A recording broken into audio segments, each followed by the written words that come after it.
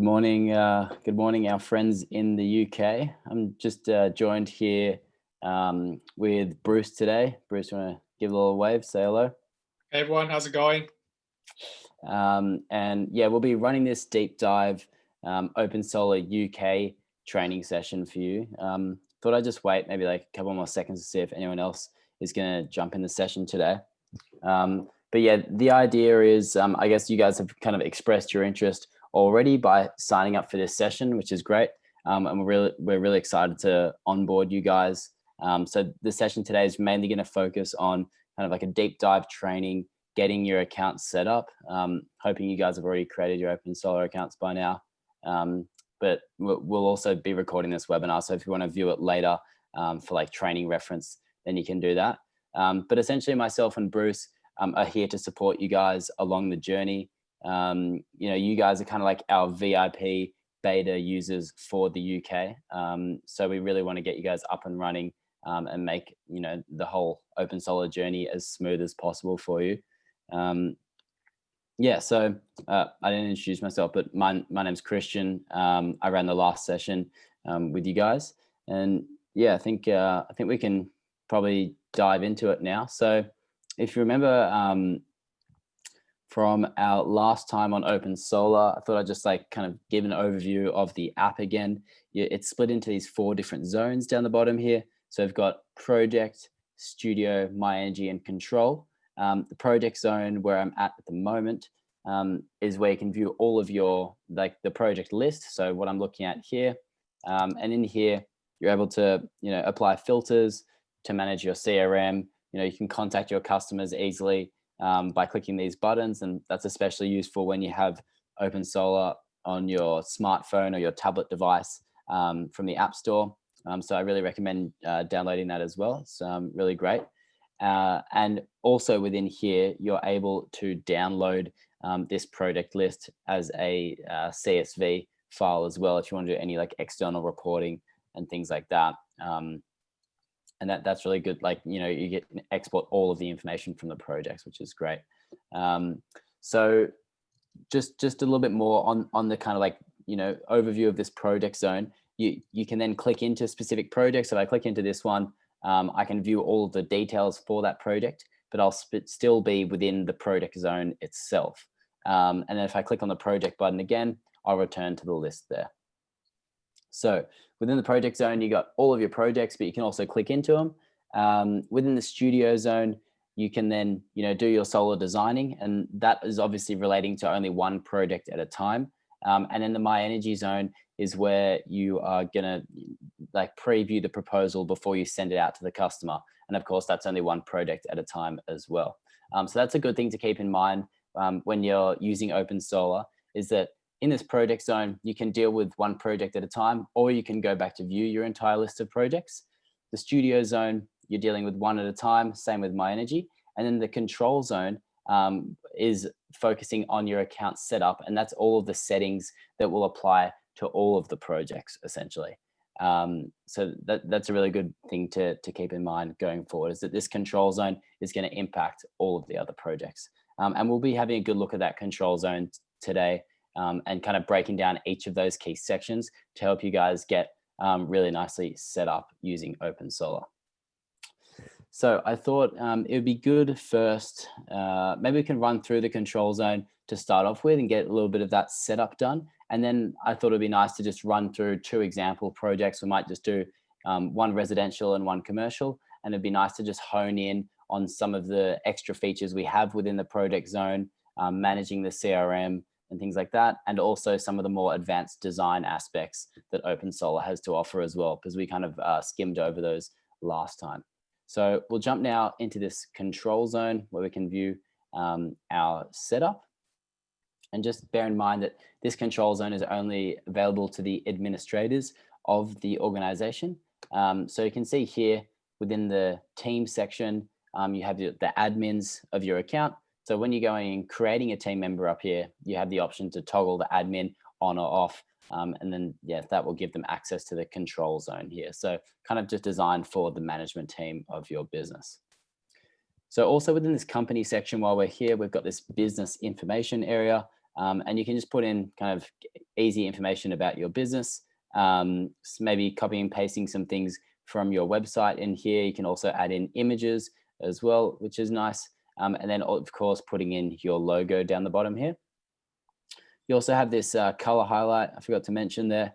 And that is the color that flows onto your solar proposal that your customer is going to see. So all of the, the charts, the different system options and the kind of toggles and things like that, they're all going to appear, in my case, they're going to appear this kind of green color. So you can kind of tailor it towards your business like that and make it your own.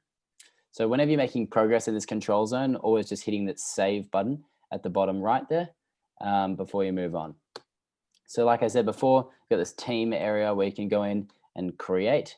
You just have to put in their email address and then hit save, and that sends them an invitation to join your organization in OpenSolar. And like I said before, you got this admin toggle here.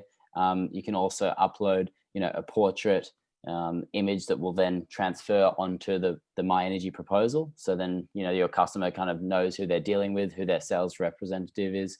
And you can also put in like a title and things like that as well. Cool. We'll jump now into this business processes section. So within here, it allows you to really take control of your workflow in the app. So you'll see here, there's 4 different stages that we have in OpenSolar. There's designing, the beginning, then we've got selling, installing, and maintaining. And so what you can do here, these are just the default actions that we have to offer at the beginning, but you can go in, you can edit those actions if you want to change them, or you can just create new ones yourself. And so really tailor the workflow towards your business so that, when your sales reps and whenever your admin staff are kind of ticking off those jobs, that they're matching all of your business's activities. So I'm just going to show you guys really quickly by jumping into the project zone here. The workflow is just within the top right-hand corner of the project area. So you can see the 4 stages, and then you have the actions in here. And so whenever you tick them off, they will then appear in this project history tab. I'm just going to refresh there quickly. You can see here now the 2 designing actions are now ticked off here. And then I can go through to the selling stage and I can hit that update button, and that moves this yellow color over to that selling stage there. So then if I wanted to go back to my project list, I can then add a filter, and then I might filter for actions that I've completed. And in this case, I can just do actions completed, design systems, and you'll see here, I've got a short list already. So that's really nice for you guys to like customize some of those actions and then utilize these filters to manage your CRM and your workflow, and then also being able to download those short lists of projects there as well to export as a CSV. So that's one kind of handy way you can manage the CRM with these various actions. And also within this business processes area, you have project tags as well. So very kind of similar feature. You're able to create your own tags and apply them to specific projects. And then that's once again in this project zone. If you're in a particular job, you can go into the sales and service area and you can just tag the project. And once again, when you're in your list, you're able to then filter for which projects have specific tags. And you can add in multiple filters as well. So really important to get these business processes set up at the beginning as well. I think it's a great feature that we have to offer to manage, all of your workflow. Great. So let's move on now. Oh, actually, I'll just touch one last thing. You have this settings area, and there's a few different elements in here. So I thought I'd talk about this project access control. And in here, you're able to control, I guess you can read it yourself, control whether your team can see all projects or only the projects that they're assigned to. So if you have it on unrestricted, then your team members who aren't admins can see all of the projects in the project list. But if you switch it to restricted, they can only see the ones that they're assigned to. And you're assigning team members to jobs in the project zone for that particular job. You also have a bit of control over what your team members can see in regards to like the pricing and the margins and things like that. Within this general preferences, you have the toggle for show costs and margins for non-admins. And that the costs and margins are all displayed within the studio zone. You have a little price breakdown there once you've designed your system. So they're two good things to note in this settings area here. Now let's just jump into this pricing and payment section, because I think this is where some people can get a little bit stuck when they're starting out in OpenSolar. So it's really good to kind of wrap your head around how these work. So like I said at the beginning, the control zone is designed to set up all the key settings for the business. So in here, you create the pricing schemes and then you actually apply them to specific projects within the studio zone. You'll see I've got this auto apply tick on this this first scheme, the price per watt. And that means that it's going to get auto applied to every job that I create from now on. And you'll see these ones I have, not auto apply them. And that means I can still, if I want to, in the studio zone, I can just override the auto applied scheme and select one of these other two here.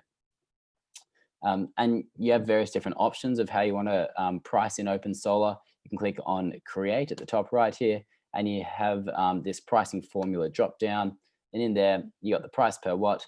So obviously just basing it off the size of the system. You also have a markup percentage here as well. That's great if you want to take into account all of the costs for your business. So the markup percentage takes into account the costs within this cost information tab, which we'll look at in a moment, and it also takes into account all of the costs from the hardware within this section. And I'll be running through that shortly as well. So that's nice as well. You can just go markup and you can put in easy percentage and then the tax included with that as well. The price per watt by size is pretty similar. You just have these kind of size brackets where you can put in different prices. And then lastly, you have the fixed price. And this is pretty good if you just want to offer like standard system packages through OpenSolar. So if you're your main offering might be like a 6.6 kilowatts residential system, and you have like, the standard panels and the inverter every single time, then it might be good to just create that fixed price and use it like that. And you might have multiple fixed pricing schemes that you can apply to those projects. So hopefully that explains how the pricing works, and the payment options is pretty similar as well. So in here, you're able to create various different options, and once again, you can auto apply them. You can see here that I've actually got 3 ticked, and that just means the customer will get offered 3 payment options on the proposal. So they can, in this case, for every project going forward, they can do a bank transfer, or they can do one of these 2 loan options as well to go through. And so you already got a few examples here. We got like a cash payment option, and in there you can see I've got like a 10% deposit, and you can add in any advanced settings as well. You might have like supplementary terms and conditions for that particular payment option that you want to include there too. So there's a few other small settings in here, and they're all pretty similar. If we go in and create one, let's just do a little loan example. If we click on loan here, you can click auto apply there. You can put in the interest rate and the loan terms. And you also have a few other settings in here like prepayments, any promo periods, dealer fees and down payments. So it really depends. You have a lot of flexibility there. And obviously don't feel pressured to like open up any of these if you don't think it's necessary at all, because you can model it pretty well just with a few easy details in there. Cool. So that kind of covers the pricing and payment options. And I forgot to mention at the beginning, if you have any questions throughout the session today, then please just ask them in the Q&A box. And Bruce, who's with me today, will also be just like keeping tabs on that, and he can write back to you guys as those questions come through. But we will have a little session at the end once I've finished the presentation, where we can just do a bit of like free flow Q&A too. Great. So let's just move on to this cost information area. And within this cost information tab, you can create various different cost lists that you want to apply to different projects. So I've just got here like a basic costing list, but I can create a new one. Let's go for this one. I might just call it a commercial cost list, and I'll just leave it off the default because I might not be doing many commercial jobs. I'll hit save, and then you'll see these 2 tabs pop up here within this cost list. So I've got the cost of goods sold, the COGS here. And if I drop that down, you're able to edit all of these costs within this section here. So you can do these on a per system, per panel, and per watt basis. And these will all tally up within the studio zone when you're doing your design. So of course, like with per watt, it's just going to calculate whatever we put in here by, the size of the system, and then same for like the number of panels, and then like how many systems we have as well. So that's how this works. And I would recommend just coming in here and just playing around with it a little bit. We don't have any like default numbers in here, but I think you guys can like get the gist of it pretty quickly if you just put a few figures in, like your labor and key items like that. And then once you go to Studio, you do a quick design, you'll be able to see how that's playing out. So you got your COGS build up there, then you've got acquisition costs and fulfillment costs. And then you've also got this tab just underneath called extra costs. So in here, you're able to add in costs for like the number of stories, the steepness of the roof, and tilt racks and things like that. And once again, these are all getting tallied up in that Studio zone when you're doing your design. And just to clarify this a little bit more, I'll take this as an example. So this extra cost roof type, you can select here different roof types. So it might be metal shingle, and then you might do like a per panel cost of 20 pounds or something. And then the way you would apply that cost to the project is in the project zone. If we jump back there quickly, and I was just going to open this one up, you have the site details here, and you can select this roof type to be metal shingle. That then will just calculate all of the costing for that roof type within the Studio cost breakdown there. So that's how you're applying some of those extra costs in OpenSolar. Great, I think that pretty much covers that. So you can create multiple different cost lists, and if you just want to apply one of them, so this one shouldn't be the default. Actually, I'm just going to switch that off quickly. But say I did have a commercial job and I wanted to use this cost list, I would then go into the project zone, and within the proposal area, I can select the costing list and then just select this commercial one. Great. So moving on to this design and hardware, which we touched on a little bit in our last session. This is where you're adding in all of your hardware that you're going to be using on a regular basis. So you can see I've got a few panels in here, and I've also chosen this one to be my default panel. So every time I'm designing in Studio, it appears first. And then I've also got the cost of the panel that I'm paying for it as well. So to add modules into this active list, I just click on Create. I then just easily search a brand name. I'm just going to take LG again as an easy one. And then I'm just clicking on one of the panels that drop down here. So I might take this one. I can review the specs for that panel. If you need to, you might want to change the warranties depending on what the panel is. And you can click this Customize Specs button, and then you can just change the figures there. And then you also put in the cost of the unit here. So just remembering to do that as well. And then hitting Save, and it will then just appear within this list of modules. So these are the kind of primary ones that you'd be designing with in the Studio zone. And so that same process goes for the inverters and the batteries as well.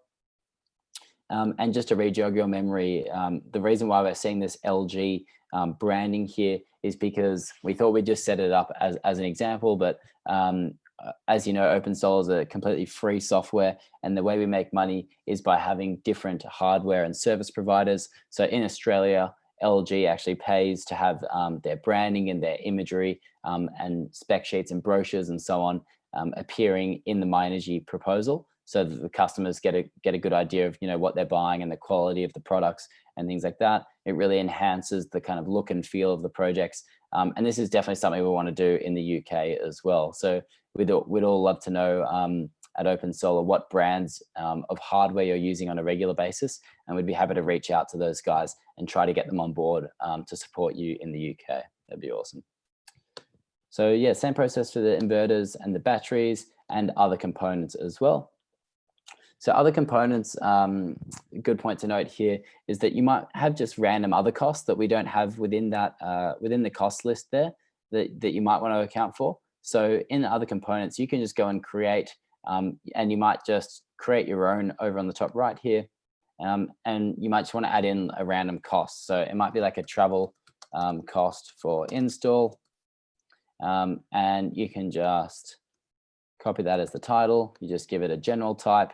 You can write in a brief description if you need to, and then you probably can leave the show customer off so it doesn't appear within the My Energy tab.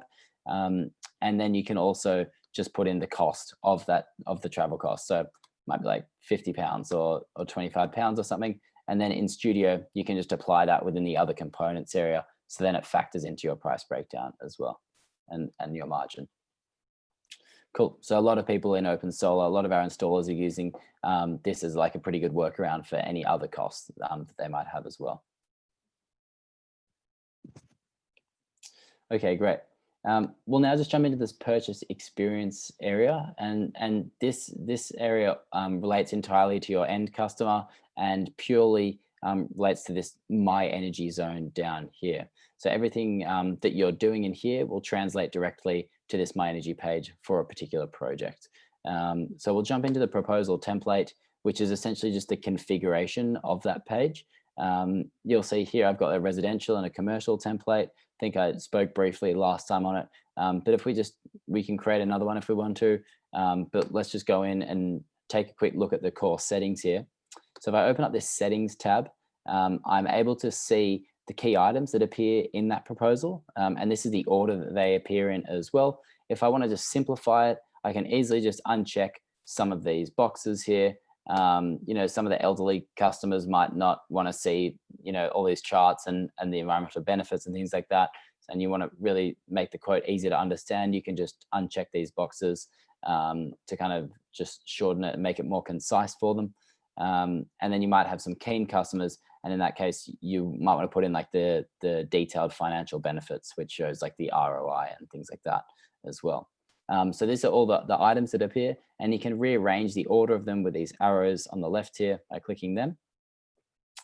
Down the bottom here, you got these featured figures, and these are the top 4 figures that appear at the beginning of the proposal. So you can see if I just click this, I can unselect one and select another one easily. And you know, you have various different options here of what you kind of want to convey in your sales proposal by choosing these featured figures.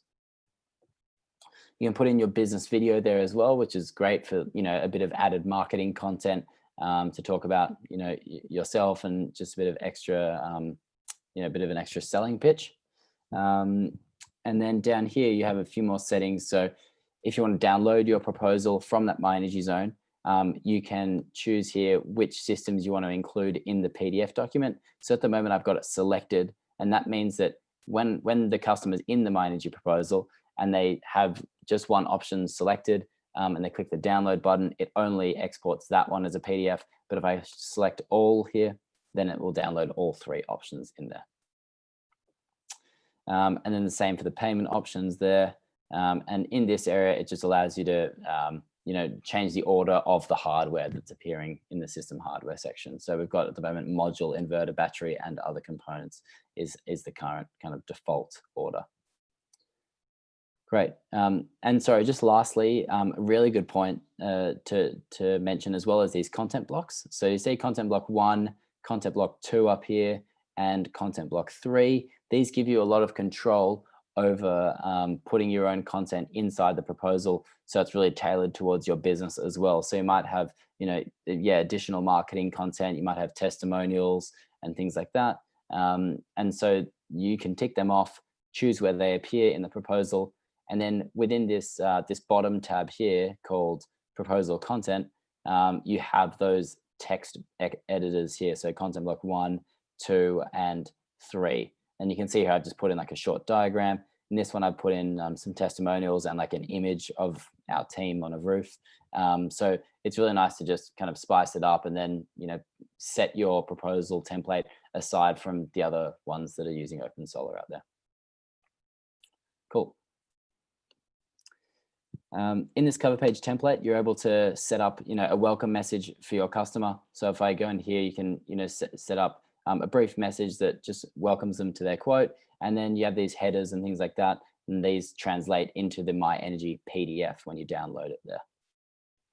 Might just pick up the pace a little bit in case I'm going too slowly today. Looks like it's going to be a long session, sorry. And then the standard page template just relates to the PDF proposal if you want to change any of the standard footers there. And then that pretty much covers this proposal template area. I think we've kind of talked enough on that one. Awesome. Within the contract template, you can set up your terms and conditions for the business. So you can just click on create and then copy and paste your terms and conditions into this box here. And we recommend that you do that from a Word document to best maintain the formatting of your T&Cs there. And so these will appear on the My Energy proposal. When the customer clicks accept, they'll have to review those T's and C's, and then they'll have to sign off that they've read them before going through to accept them. We've got the checkout experience as well here. And you can see I've accepted an offline payment in this case. So I'm just offering, my bank details to make the deposit. So you can switch this on, and to activate this as well, you need to have in your payment options, if you're using like a cash payment option, you'll need to specify a deposit amount. So it might be like 10% or whatever. And then that will request that deposit amount on the acceptance. When they're reviewing those T's and C's, they'll have to pay that deposit there. Cool. All right. I think that covers this purchase experience section pretty well. So just keeping in mind that that relates everything to this My Energy page there. So you can do a bit of testing to set up and get a good look and feel of the customer experience. Within this other tab, we have this section called utility tariffs. I might actually just hand the floor over to Bruce for a minute, because I think this is going to be more important for the UK side of things and structuring the utility rates over there. So Bruce, do you want to take a few minutes to just talk quickly about these guys? And I might even just let you share your screen as well there if you want.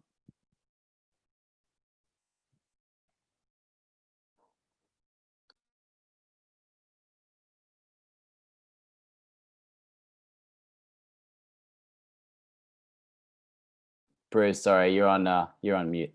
I thought you weren't with us. Yeah. So what I was going to say is, Christian, could you sort of run through with your interface of the UI, and I can sort of talk through how to set the tariff, the different sort of items that we have in our tariffs that you can set up. Sure. Perhaps we'll start off by creating a new tariff. Okay. The best way to sort of go about it. So in the UK at the moment, we do have some generic tariffs for each region, but you might find that often you might need to create your own tariff that sort of suits or sort of reflects what your customers' bills are, and so you have to go in here and create a custom tariff. Okay, so in the tariff itself, you have all the tariff details right at the start. So your tariff name, the code for that tariff, the utility or distributor that sort of manages that tariff, the country, and also the sector. I would say the most important sort of two items here will be to set the sector and the country. What that allows you to do later on is that once these are set, our sort of system is able to appropriately assign tariffs based on a specific sector and country as well. And that sort of just saves you time from having to search for the database and find a tariff that you're looking for. So going down from here, you also have a field for popularity. So the higher the popularity of that tariff, the more likely it is to be the default tariff that gets assigned to a project.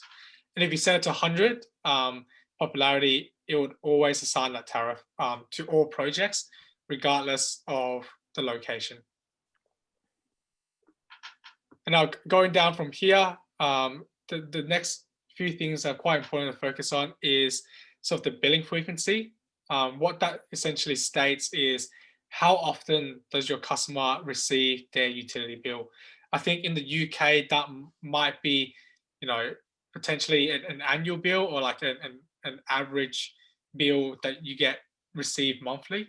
So you would just need to set that accordingly to that, how that utility sort of sets up their sort of billing frequencies. So moving on from there, you also have the solar compensation mechanism. In the UK, that should always be net billing, but we do have 3 other different solar compensation mechanisms as well.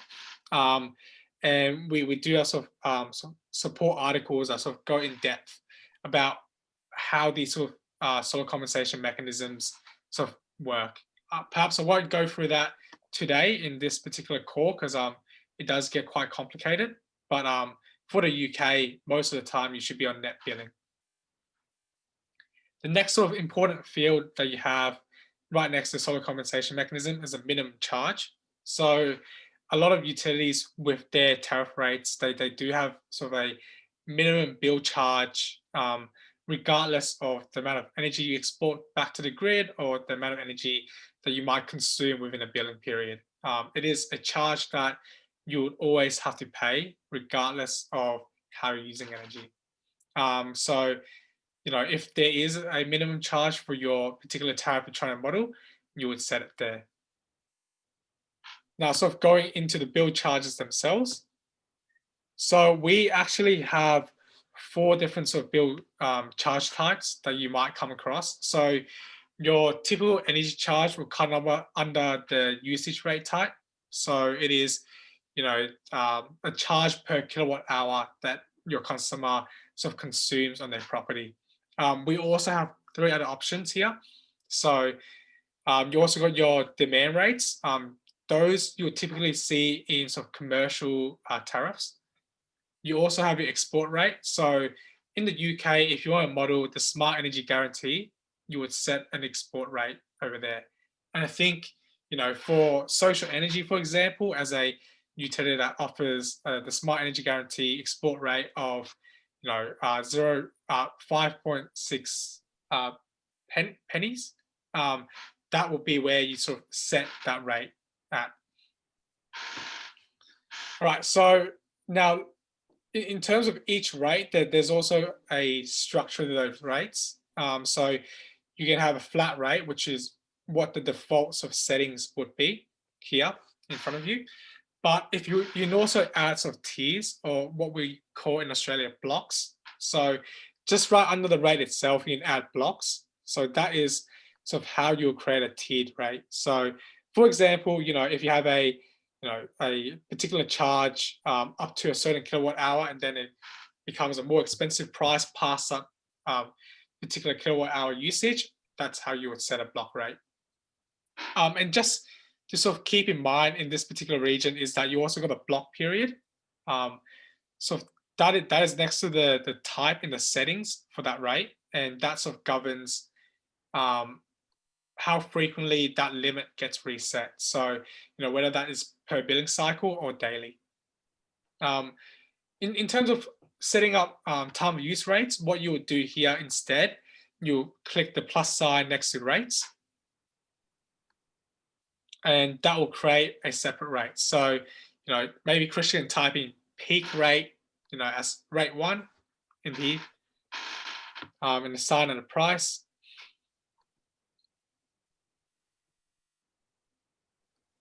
Any price would do, yeah. And then if he clicks plus to create the sort of second block period, or the time of use period. So just click the plus next to rates. And then perhaps there'll be an off-peak rate. Now with time of use rates, you have to assign a schedule to it. So you have to enable the scheduler. And then here, so we have essentially an array of your months and the hours of each day, and this is how you assign rate. For example, if you have your peak rate between, let's say, 4 p.m. to 8 p.m., you'll go here and you'll highlight between 16 and then all the way to 8 p.m., which will be 20. Down to December, and you can assign this to a particular selection, and this will be your peak. So you assign the peak times, and then, so this is how you assign your time of use rates, and you do the same for your off-peak, and then assign the rest of the hours to that off-peak rate. There's also a distinguishing factor between weekdays and weekends. At the moment, weekdays are classified as Mondays and Fridays, and weekends are classified as, your Saturday and Sundays.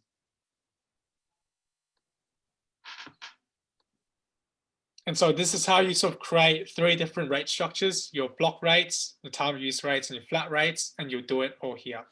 And of course, you also have the 4 different options of the different charges. So you can also have time of use demand rates, your tiered demand rates, as well as your flat demand rates. So sort of moving down from here, you also have, additional fields that you can set. So you can set your discount and surcharges. So if you have a fixed rate that you want to set, this is where you'll set it. To set a discount, you simply put a negative value in here with a negative sign in front. And for surcharges or like a fixed charge, you'll put a positive value.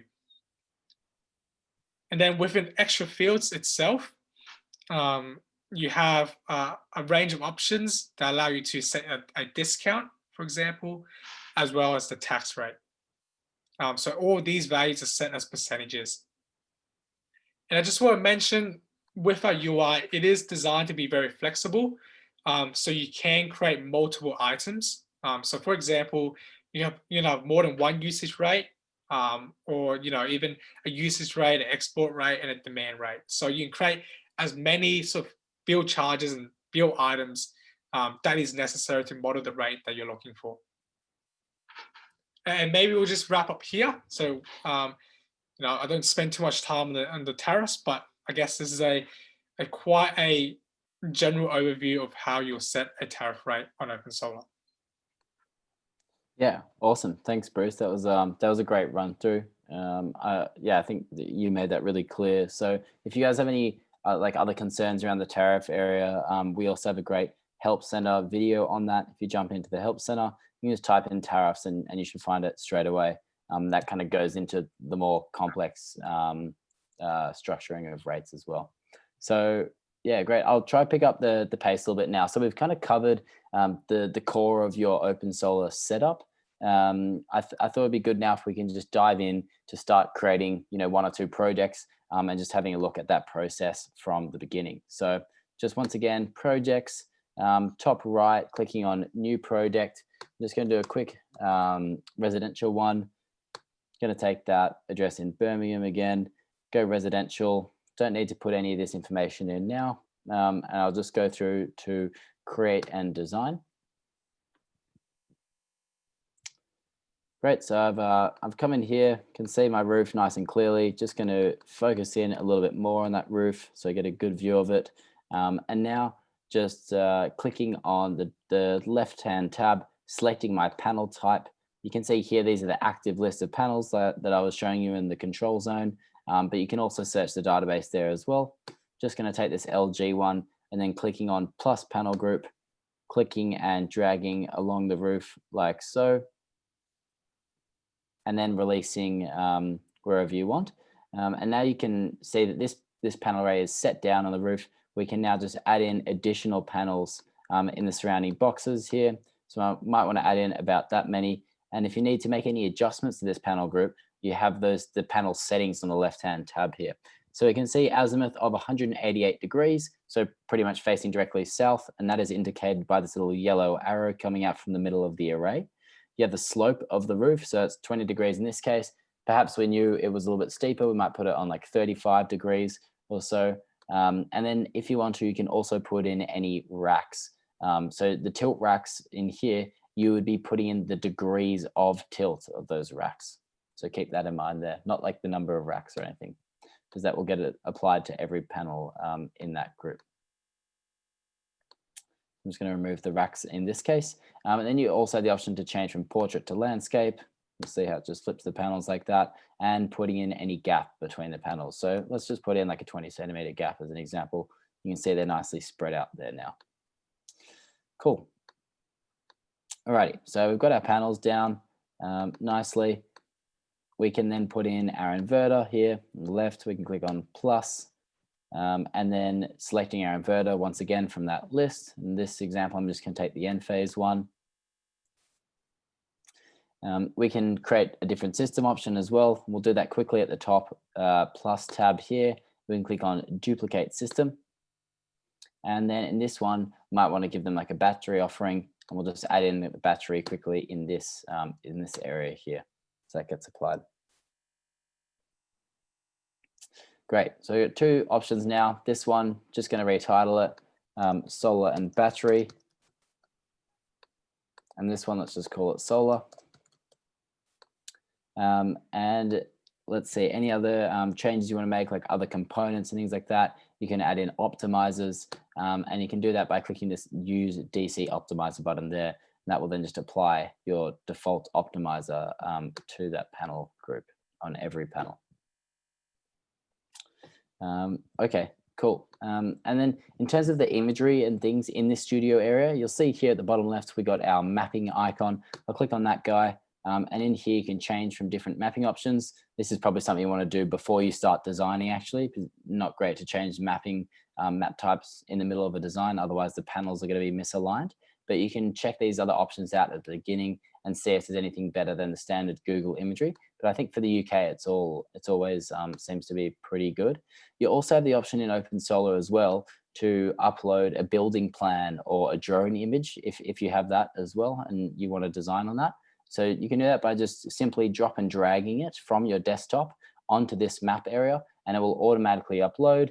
And then you can use these drawing tools at the bottom right to draw out the roof face, and you can easily do like the measurements by clicking on the different points of the roof, and then you'll be able to scale it in nice and easily like that as well. And we have a good help center video on that as well. So I would check that out if you ever need to upload an image for a design. All right, great. So that covers the kind of key designing aspects. Just underneath here, you have the pricing area. So like I said before, within the control zone is where you would have set up all of your pricing already. And you can select the pricing scheme from here. So this one's my default, but I can go ahead, click on markup percentage. Let's do that as an example. And moving down here, I can see all of the costs within the price breakdown here. And we've got that 10% markup. So just marking this total costs up by 10%. And then we can see the margin at the bottom here on that job. So you can see I haven't really added in my cost of the inverter. And then in this case, I haven't added in the cost of the battery. I've got a little bit in there on like the labor and some other costs as well. But yeah, nice to configure all of this. So it factors all of that in, and then you get the margin. That's really great. Once again, when you go back to your project list and you want to download all the data, you can kind of review that later on and do any analysis that you want to. Great. So that's how the pricing schemes work. You also have the payment options here. So like I said, we've got these 3 defaults applied, but I can override. I might want to deselect one of them and then select this one, for example, and then that just offers that to the customer on this My Energy page here. All right, great. If you want to play around with OpenSolar 3D and get that nice looking shading report that we did last time, you can click on this this OpenSolar 3D button, and that's also good to do at the beginning of the design, not halfway through, because it's going to load in that 3D map type and it's hard to align it once you've already done your design. So make sure you click that at the beginning if you want to use OpenSolar 3D, but do keep in mind that the 3D data might not be available everywhere. Well, you guys are pretty fortunate, I think, in the UK with the availability of it, but I know in Australia it's hard to come by a lot of the time. So within the bottom here, we've got these other map views, and in this case, I might just want to look at the south-facing view. Actually, let's take the north-facing. Sorry. Yep, there we go. And you can see here it's a bit zoomed out. It's going to zoom in. It's also misaligned, so I'm just going to click on the Align Map button here, and then I'm just going to align those panels with the roof properly. So we'll just take it like that as the example. And then I'm just going to hit this Show Customer button there as well. And now you can see the white box appearing around it, so the customer can see that as well on their proposal. So these 2 little blue banners down here. All right, so let's advance now. We'll have a quick look at the proposal that we've just done.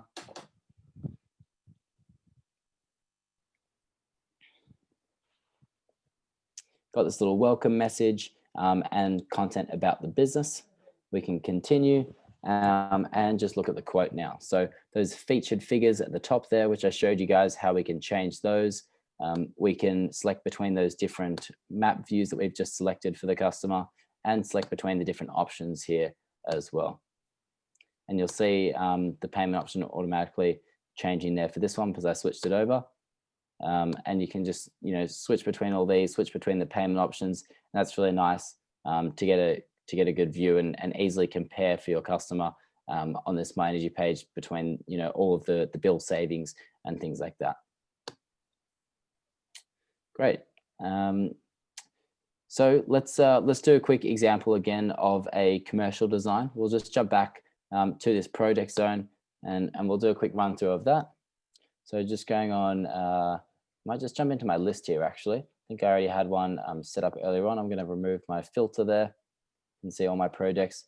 Just going to take this one that we were working on before. I just did a little shortcut on the right hand side here to the studio zone for that one there. You can see here I've actually already done a little solar design. Not sure, maybe this is like a museum or something that I'm looking at. Not entirely sure what this building is, but just going to delete that and we'll do a quick top-down design on this building. So I'll zoom in a little bit and just going to show you guys a few tips and tricks now for commercial designs when you want to, do designs like in excess of 50 kilowatts or something and do it nice and fast in OpenSolar. We'll just go in there, select our panel type. Not sure if I have a commercial panel. Yeah, I might take this 400 watt one. And then clicking on panel groups like you normally would. This time we'll click and drag, a fair way up there. We will then click and drag along down the roof like this. So we've got a nice right angle. And you can see now I've got 32 panels. I'm just going to hit this on the left, this fill rectangle button. And that just fills in all of those panels from that right angle. And you can now put in your gap. So we might do like a 1 meter gap, for example. And then within this advanced layout area, we might want to change the modules per row. So I might just switch that over to 2. And you can see there now that we've got 2 modules per row and a gap of 1 meter between each panel row there. So that's a nice trick for the commercial designs. You can see how quickly and easily we just got that set up. And you might, for this example, I think this looks like a pretty flat roof. So we're just going to go here as a 0 slope. And then within the racks field, let's just put in 20 degrees for those tilt racks there. So if we just take a quick look at this array let's take a look from the north view. You can see there that you can see the gap first of all, but you can also see the effect of the racks on the flat roof that they all kind of, look a bit on like that 20-degree angle like that, which is nice as well. So once again, just aligning this image up to show the customer. We can also do the same for that east-facing view as well.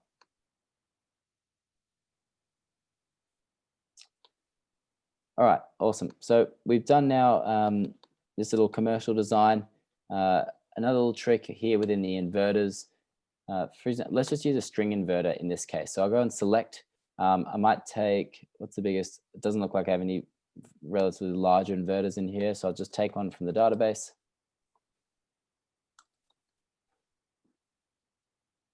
Where is that guy? Maybe it's not in the UK database. Have a quick look here.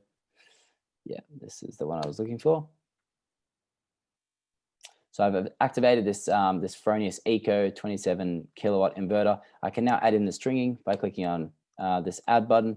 And then you can see my first string appear here, which I can then just click from the panel either side of the group. And that just strings right through there for me. And then I can add in my next string by clicking and then once again, clicking through the panel group like that. You can then add in an additional MPPT by clicking this button and then going off your next string like so. Cool, so that's how you can quickly and efficiently string the systems and do those commercial designs in OpenSolar. I thought that'd just be a nice handy little trick to show you. I think we're kind of 10 minutes left, didn't plan on the session running this long and I want to keep some time for Q&A. So I think we might just quickly jump back to the project zone. I just want to show you a few little features in there before we hand it over to the Q&A session. So one question that comes up quite frequently is how to upload data sheets and attach files to the projects. And you can do that at the bottom here within this file section by clicking the upload cloud, just clicking that guy and then selecting a file from your computer by clicking this gray button. let me just take any random file that I've got here. Got this Alpha S5 spec sheet. And then if I want to put it through to the My Energy page so the customer can see it, I can click on these tags and select sales proposal, equipment documentation. And then I'll give that a title, Alpha spec sheet. And then that will appear like that directly in that My Energy page as a download for the customer. So that's how you can include any, might not have to be spec sheets. It could be anything you want. And that's a nice handy tip there. Cool. I think that pretty much covers us for this session. Any questions you have now, please ask in the Q&A box. I think there might be a few have come through that I haven't seen yet.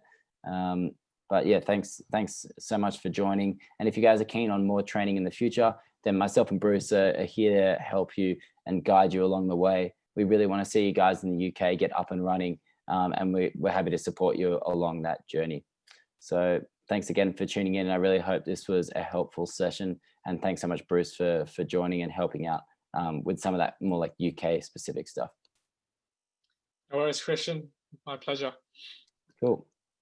And then just before, I guess you guys submit your questions now, but in this bottom right-hand corner, you got the support button.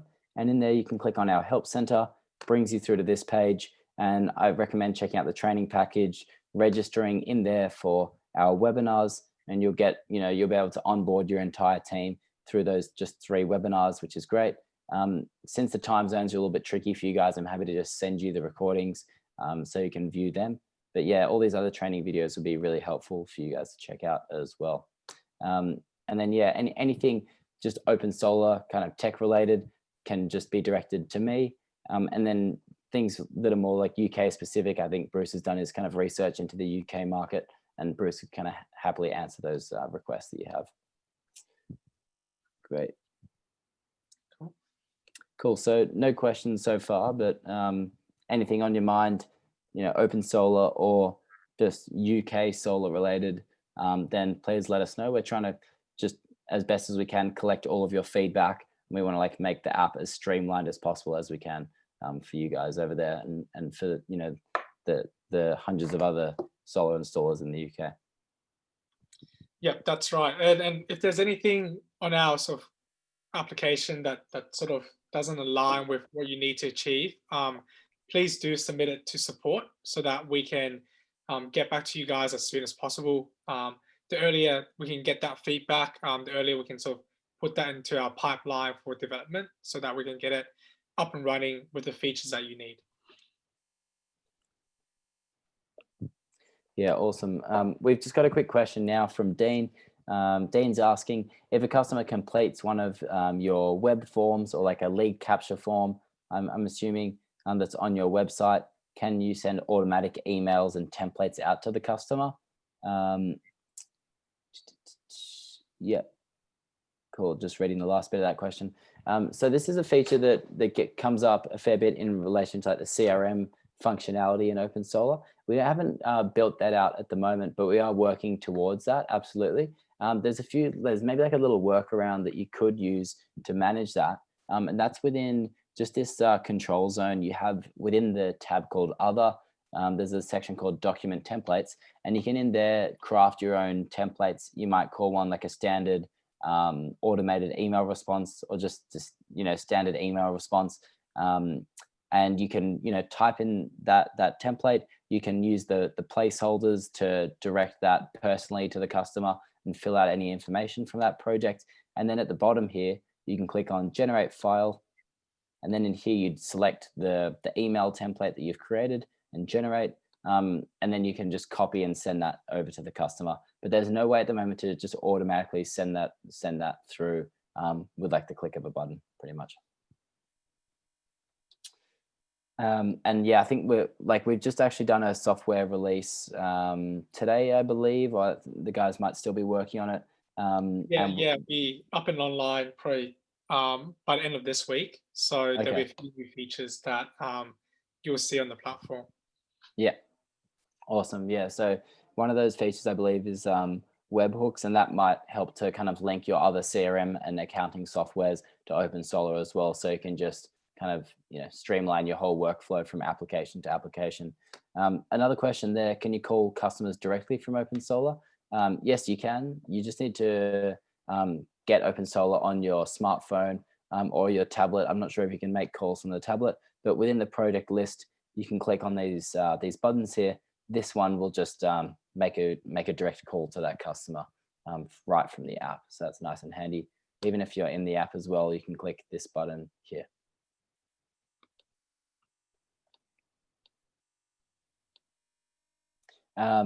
Dean's also asking, is there a cost to use OpenSolar? There's no cost whatsoever. It's a completely free application, and we're a mission-driven company trying to accelerate the adoption of solar all throughout the world.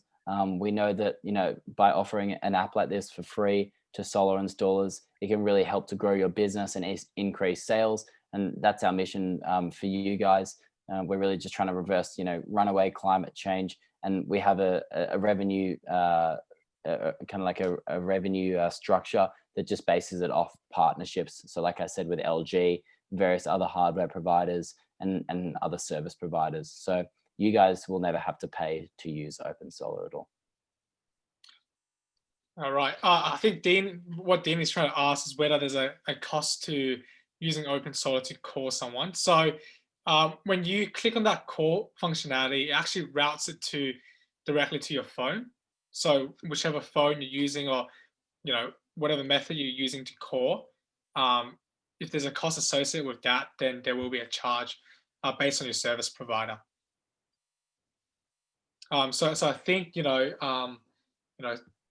there's an iPhone, like if you use iPhone calling, that could be free. But if you're just using a standard calling method, there could be a cost associated with it that will just get charged directly to your phone bill. Yeah, awesome. Thanks, Bruce. There's just another call there, like, can you call directly from the desktop rather than the mobile? It is a great point. I'd be happy to pass along that feedback. There's no way to call directly from the desktop, but I think like some of our developers are aware that people are asking for that, so that we can maybe have an integration that when you click this call button from the desktop, it would go through automatically and make a call. I actually just did a little test run there. I clicked on this call button, and then I've got a pop-up here that goes to FaceTime because I'm on my Mac. So if the customer has an iPhone and you're on your Mac, then you can do a FaceTime call, but there's no direct kind of setup there to make a call from the desktop.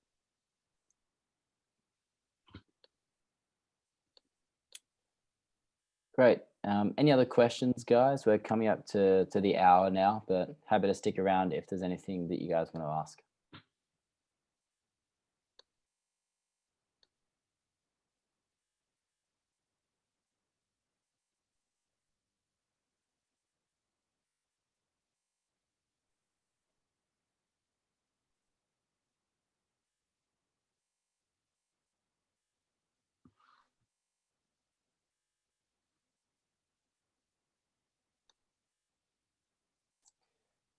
Alrighty, awesome. So yeah, like I said, just feel free to email myself or Bruce. You can go through to support@opensolar.com, and we can just divide them up between us. I'll also be just distributing this webinar recording for you guys for like extra training material going forward. You might just want to rewatch it in specific parts if you get stuck. But yeah, feel free to also just email us wherever you're getting stuck, and we're happy to just help you along the journey going forward. So thanks so much again for joining, and hoping to be in touch with you guys soon. Have a great day in the UK.